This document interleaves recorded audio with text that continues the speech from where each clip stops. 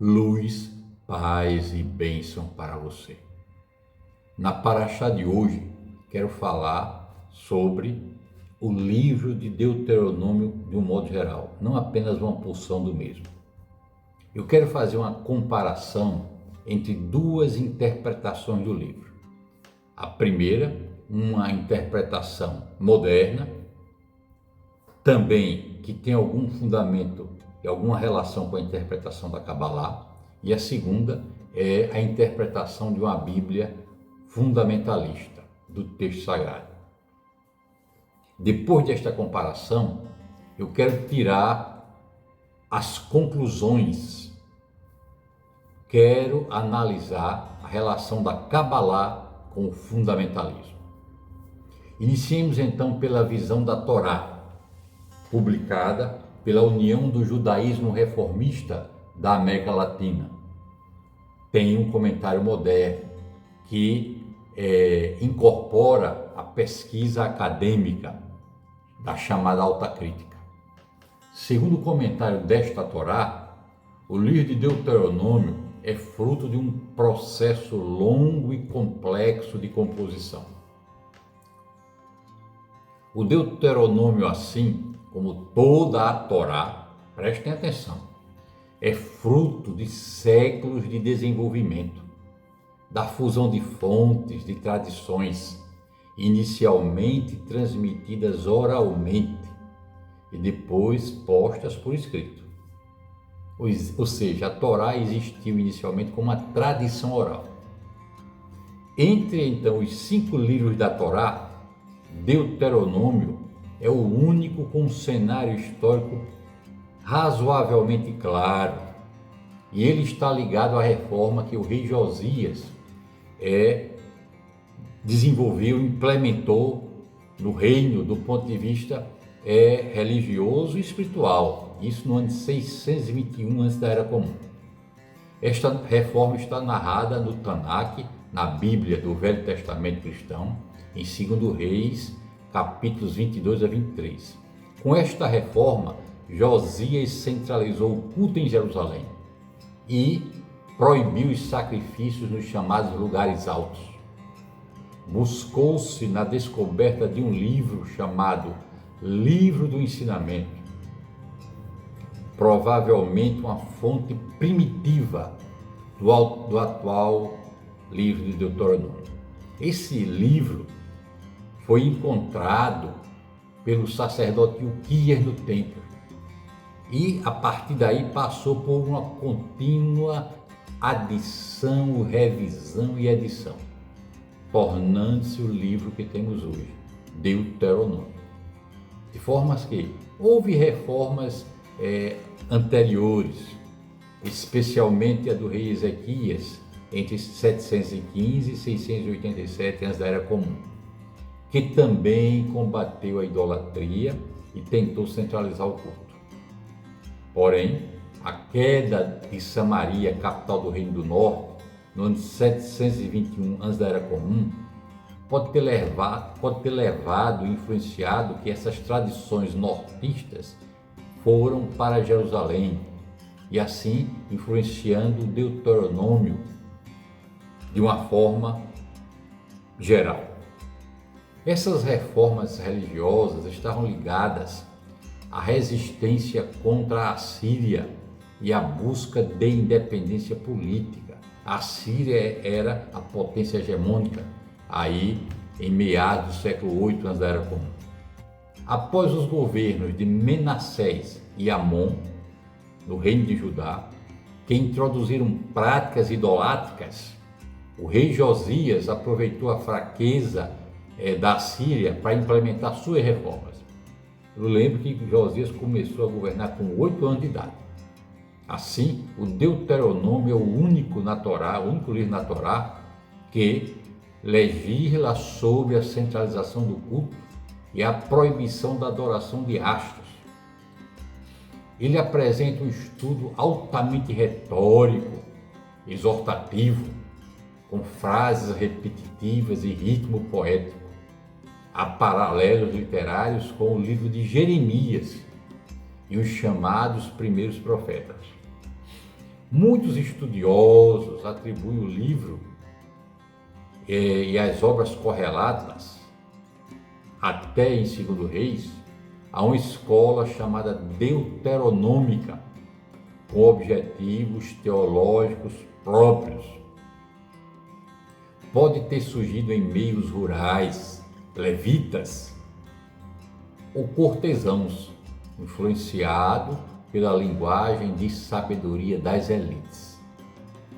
Segundo essa escola deuteronômica, o Moisés do livro de Deuteronômio é mais um porta-voz profético, um legislador ideal do que um autor literal. Mesmo que não tenha escrito o texto, sua voz e espírito moldam a obra, inspirando gerações. Assim, o Deuteronômio herdou tradições antigas e as moldou segundo novas necessidades sociais, políticas e religiosas.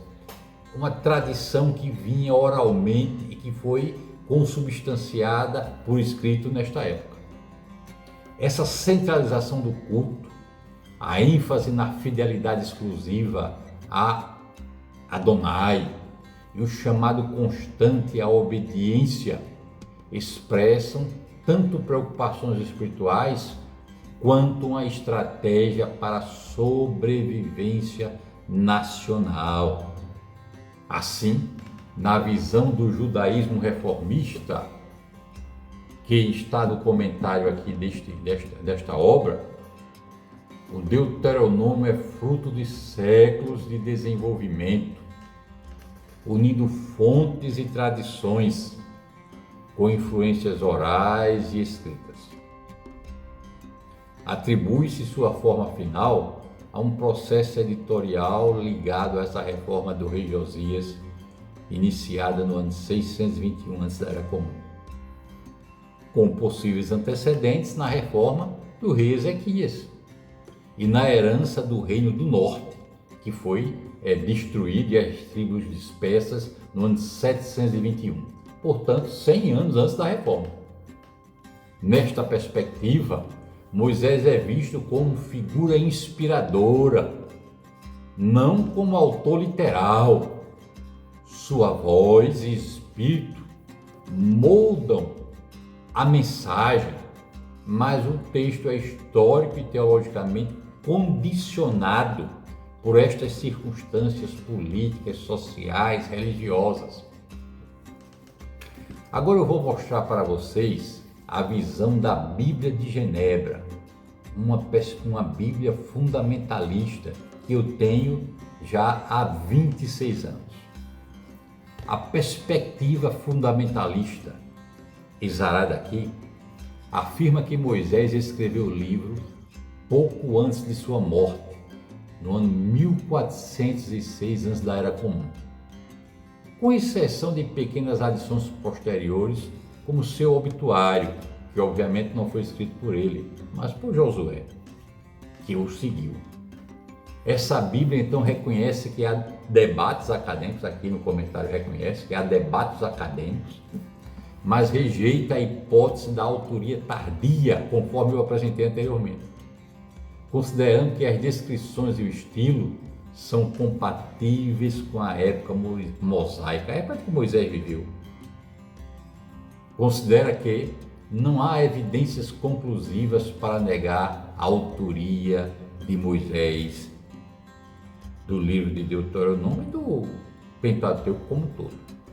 Comparando essas duas visões, a perspectiva reformista situa a composição no final do século VII antes da Era Comum, no reinado de Josias, aproveitando o momento político de enfraquecimento da Síria para centralizar o culto, para reforçar as bases ideológicas do governo do Reino de Judá.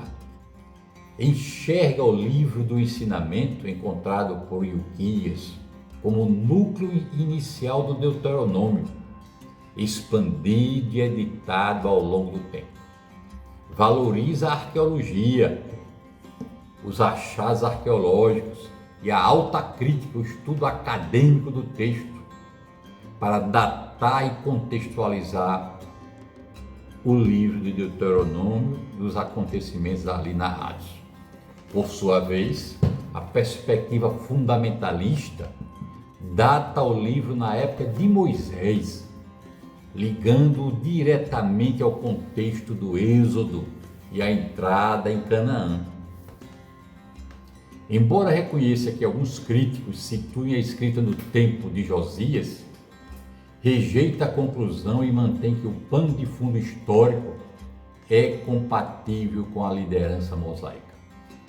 Esta visão fundamentalista aponta que a estrutura do livro se assemelha a tratados de aliança do segundo milênio antes de Cristo, antes da Era Comum, como evidência de sua antiguidade.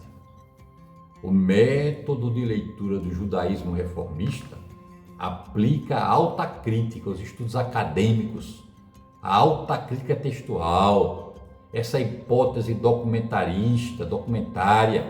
a análise de fonte, o estudo do estilo, do vocabulário, reconhece múltiplas camadas tradicionais relacionadas e harmoniza os achados arqueológicos com a narrativa bíblica.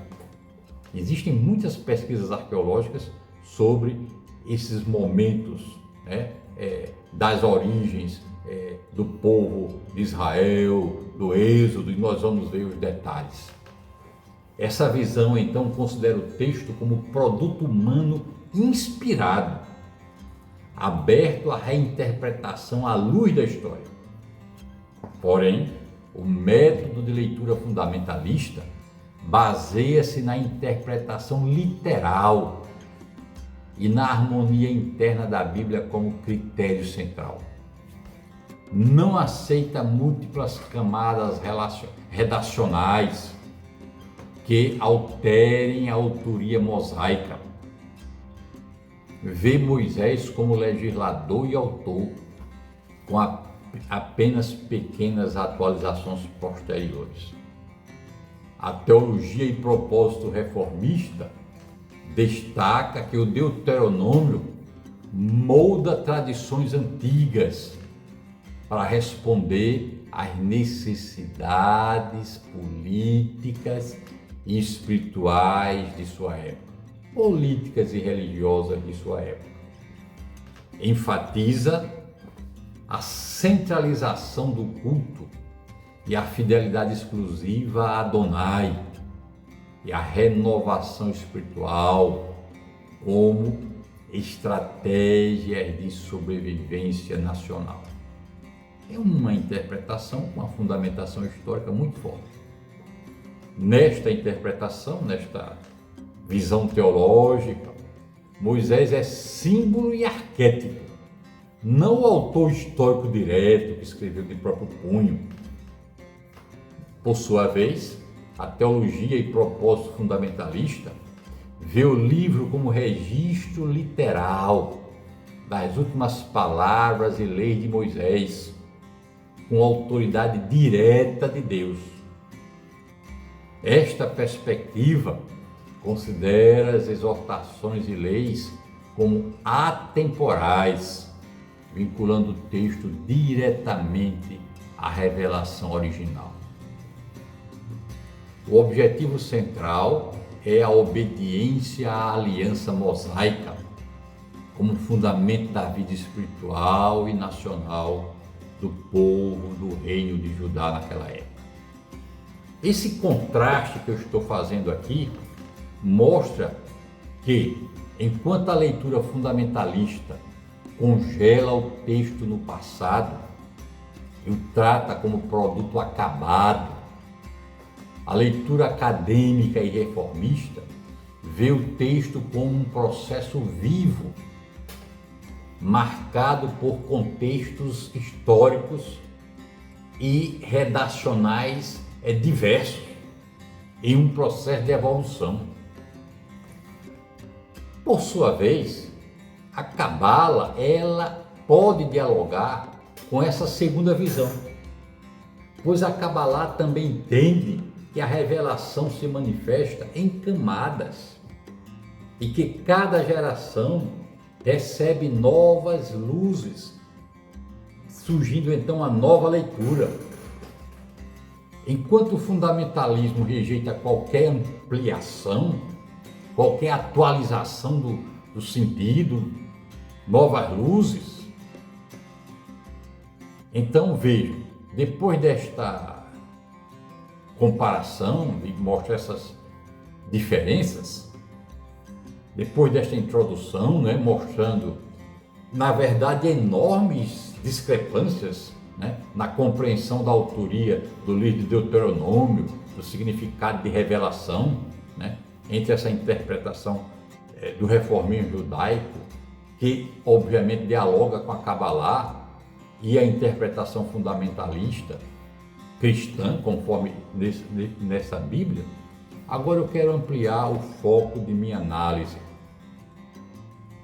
para o confronto entre a Cabalá e o fundamentalismo. O vídeo de hoje tem como título A Cabalá e o Fundamentalismo. Eu não vou falar apenas do fundamentalismo religioso, mas de todas as formas dele no mundo de hoje. Porque, veja, se nós observarmos com atenção, seja no Oriente, no Ocidente, no campo religioso, no campo político, o padrão é o mesmo. O uso da fé ou da ideologia para impor medo, restringir a liberdade e muitas vezes justificar crimes contra seres humanos. Percebo, a verdadeira luta espiritual que se fala tanto nos meios fundamentalistas não é contra o outro. A verdadeira luta espiritual é contra as distorções internas que obscurecem a presença divina em todas as coisas. A Cabala nos ensina a não destruir o outro, mas a retificar os fragmentos ocultos em cada um, inclusive em sistemas aparentemente idólatras. Basta olharmos as manchetes que nós vemos diariamente. Atentados terroristas em nome de um Deus que exige sangue. Queima de livros nos dias de hoje. Perseguição a professores por ensinarem ciência. Supressão dos direitos das mulheres e minorias, sob a desculpa de preservar a moral.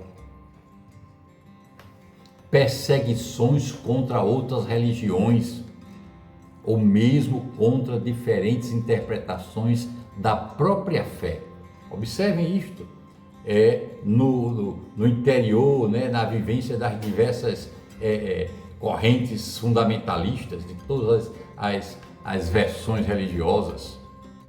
Não importa o rótulo, seja islâmico, cristão, judaico ou político. O fundamentalismo é sempre um espírito de rigidez, de violência e medo da mudança. Grave isso. Ele reduz a revelação divina a um manual fixo, imune a qualquer ampliação de sentido. Mas o texto sagrado não nasceu pronto, caído do céu como um PDF divino.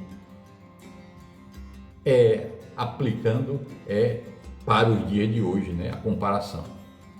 E aqui entra a importância da alta crítica, uma área de estudo séria e respeitada em todo o mundo acadêmico. No século XIX, estudiosos como Julius Wellhausen, com sua hipótese documentária, mostraram que a Torá foi composta a partir de diferentes fontes e tradições. Hermann Gunkel, com a crítica da forma, analisou os gêneros literários e as funções sociais de cada texto. E, por fim, Martin Noth, estudou a história da tradição deuteronomista, mostrando o fio condutor que costura parte do Tanakh. E eu já me referi a ela aqui anteriormente. E por fim, a arqueologia. A arqueologia tem um papel essencial para o entendimento correto de como foi a construção do texto do Tanakh, do Velho Testamento. E a arqueologia confirma, corrige e às vezes contesta a leitura literal. Por exemplo, ainda não existe evidência arqueológica para o êxodo literal, como descrito e como defendido aí no meio fundamentalista. Por outro lado, existem fortes indícios de que Israel, como povo, nasceu em meio à cultura de Canaã, o que muda a nossa compreensão da história profundamente. O historiador Simon Schama, neste livro, ele é incisivo ao afirmar que não há evidência documental ou arqueológica de um êxodo literal, como descrito na Torá. Ele compara o mito do êxodo a grandes épicos, como a Ilíada ou a Eneida, destacando seu valor poético e simbólico, muito mais do que factual. Segundo Simon Schama, como historiador, é preciso deixar em aberto a possibilidade de haver alguma lembrança real. Mas o mito do Êxodo é igual ao da Ilíada ou da Eneida. Tem um forte peso poético na imaginação judaica. Mas, diz ele, não temos absolutamente nenhuma evidência dele. Simon Schama, historiador de fama internacional, que foi professor de grandes universidades, ele caminha entre a narrativa histórica e o entendimento cultural, mostra a tensão entre o poder simbólico do mito religioso e a rigorosa busca por evidência histórica. Ele não nega o valor espiritual ou cultural do Êxodo. Sua força reside como ponto de partida de uma identidade, mas deixa claro que, enquanto historiador, não pode sustentá-lo como fato documentado. Além disso, ele sugere que a narrativa histórica de Israel pode começar de forma sólida, documentada, concreta, mais tardiamente, como no caso da comunidade judaica no Egito, na cidade de Elefantine, cerca do século V antes da Era Comum. É uma comunidade documentada, com vestígios reais, arqueologicamente comprovada a sua existência, a presença de judeus fora da terra de Israel nesta época, no Egito, e que, nesse sentido, ao contrário do Êxodo, é historicamente fundamentado. Veja o que ele diz aqui na página 30 de seu livro. E a Bíblia judaica? A menos que suponhamos, como os judeus ultra-ortodoxos e os cristãos, que ela seja a palavra de Deus ditada diretamente a Moisés e aos profetas, grande parte da estupenda narrativa poética das Escrituras não é senão aquilo que outro arqueólogo caracterizou como um eco da verdade histórica. Que afirmação forte, né? Apesar disso, precisamos rever a própria ideia de revelação divina. É fundamental. Eu vou aprofundar posteriormente com vocês essa ideia. Mas, na Kabbalah, a importância do Êxodo não depende de escavações arqueológicas. É algo mais profundo. No nível de interpretação cabalista, O Êxodo não é um ponto no mapa. O Egito não é um ponto no mapa. O Egito é um estado da alma. Faraó é a força que endurece nossos corações. E as 10 pragas são purificações internas. O mar que se abre é a mente que desperta. O Êxodo, aquele caminho, é o mapa da libertação espiritual que se repete em cada geração e em cada um de nós. O Egito, na interpretação literal, segundo esta vertente do cristianismo difundida no mundo, o Egito, nessa interpretação literal, é o território do cativeiro.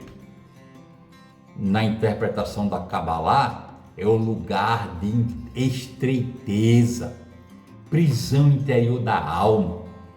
Segundo Arizal, o Egito é o estado de consciência aprisionado por clipotes, cascas espirituais, que impedem a luz da Neshama de se expressar. O faraó, na interpretação literal, é o governante do Egito. Na interpretação cabalística, é a força interna ou mesmo externa que endurece o coração e impede a libertação espiritual. O Zohar identifica Faraó com a cabeça da serpente, um bloqueio à conexão com a luz infinita. As 10 pragas, na interpretação literal, foram castigos contra o Egito, castigos contra o povo egípcio. Na interpretação da Cabalá, as 10 pragas são purificações graduais que quebram 10 clipotes, correspondendo às 10 sefirotes invertidas da árvore da morte. Vejam como são essenciais, necessárias. Como é necessária essa redefinição, essa compreensão ampliada. Cada praga, portanto, é a ruptura de um véu que oculta a presença de Adonai. O Mar Vermelho, na interpretação literal, foi o mar atravessado milagrosamente. Na interpretação cabalista, é o limiar final entre o velho e o novo estado do ser, entre uma consciência restrita e uma consciência ampliada. No Zohar, o mar se abriu porque Israel alcançou o nível de consciência de Binah, ou seja, a consciência expandida, que vê a realidade de cima, que compreende tudo de forma ampliada, é uma consciência cósmica. O maná no deserto, segundo a interpretação literal, foi um alimento milagroso. Na Cabalá, o maná é o influxo de Shefa, a abundância divina, sem mediação, sustentando a alma no período de transição antes de alcançar a terra prometida, sustentando a alma até esta ampliação da consciência, chegando ao nível de Binah, da consciência cósmica. Vocês perceberam que, se tomarmos a revelação como um evento fixo, ocorrido no passado, ficamos congelados na visão de mundo de uma época. Mas, se entendermos que o Eterno fala sempre, percebemos que a revelação é um fluxo contínuo. O profeta, quando fala, está usando a linguagem e os conceitos e a mentalidade de seu tempo. Não tem como ser diferente. Mas a luz que ele traz vem de um lugar além do tempo. A luz que ele traz vem do Eterno. Por isso, quando a consciência humana cresce, se expande e o conhecimento avança, a mesma luz pode ser recebida em maior intensidade. Essa é a perspectiva cabalista. Veja, a revelação não é um museu. é uma árvore viva. E a árvore viva cresce. Agora eu quero mostrar para vocês uma contradição gritante entre os fundamentalistas. Vejam, os fundamentalistas não têm problema nenhum em usar tecnologia de ponta. E usam. Usam celulares, redes sociais, engenharia genética, medicina de última geração, armas sofisticadas. Mas quando o assunto é espiritualidade, querem que a humanidade viva como há 3.000 anos atrás. Segundo a cosmovisão, por exemplo, de um pastor de ovelhas que viveu no Oriente Médio há 3.000 anos atrás. É possível admitir, trazer essa compreensão para os dias de hoje, sem uma atualização necessária, sem compreender, no caso da Kabbalah, o significado místico. Aceitam o avanço quando ele aumenta o poder e o controle, mas rejeitam quando exige repensar valores e interpretações. Isso é uma incoerência gritante e é perigoso. A Kabbalah oferece uma alternativa. No estudo cabalístico, especialmente no nível SOD, que eu apresentei rapidamente para vocês, é o nível mais profundo. O texto sagrado não é lido apenas como história ou moral literal. Ele é visto como um holograma espiritual. Veja que metáfora linda, holograma espiritual, que mostra muitas facetas. E cada geração enxerga novas camadas, novos reflexos, como nós demonstramos acima.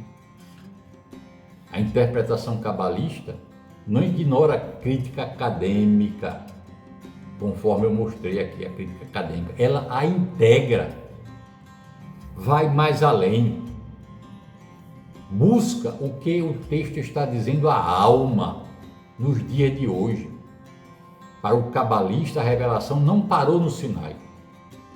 O Sinai é todo dia, ocorre todo dia. Para quem tem ouvidos e olhos para receber esta revelação. O fundamentalismo congela a fé no passado.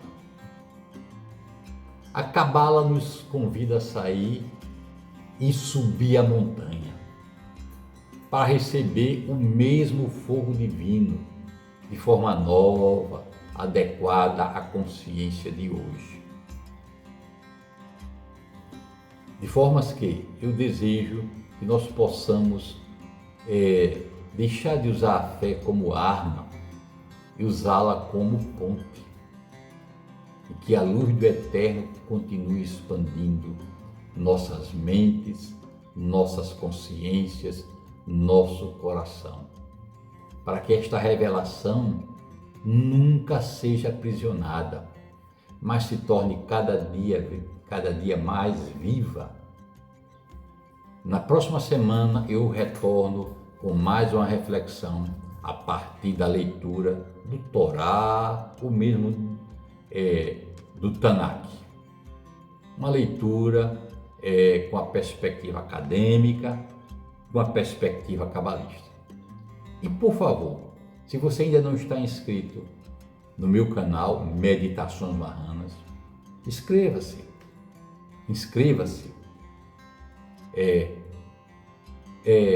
Compartilhe este vídeo com seus amigos interessados nos temas da espiritualidade, interessados na questão do marranismo, e ative o sino de notificações.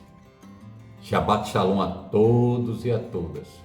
Eu volto na próxima semana com mais uma reflexão sobre o Tanakh e a Torá. Até lá.